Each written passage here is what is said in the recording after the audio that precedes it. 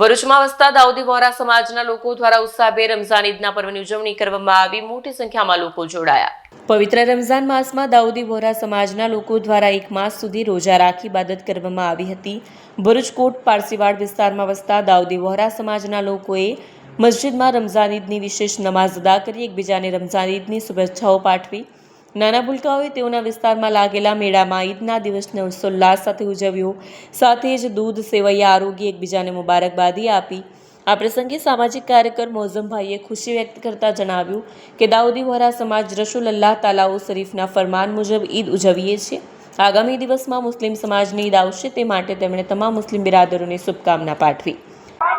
હું સામાજિક આગેવાન મોઝમ આજ રોજ અમારી ઈદ ઉલ ફિત્રનો તહેવાર હોય, રમજાન માસના 30 રોજા પૂર્ણ કર્યા પછી આજે દાઉદી વોહરા સમાજ અમારા આ વહોરવાર ખાતે ઈદનો પ્રસંગ ઉજવી રહ્યા છે। આ પ્રસંગે તમામ આલમમાં રહેતા દાઉદી વોહરા સમાજના લોકોને હું ઈદ ઉલ ફિત્રની મુબારકબાદી આપું છું।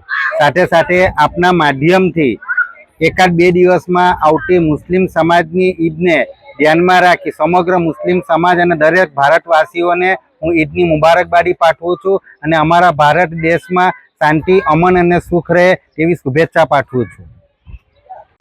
વિડીયો જર્નાલિસ્ટ વિરેન્દ્ર પાટીલ સાથે સત્યા ટીવી ન્યૂઝ ભરૂચ।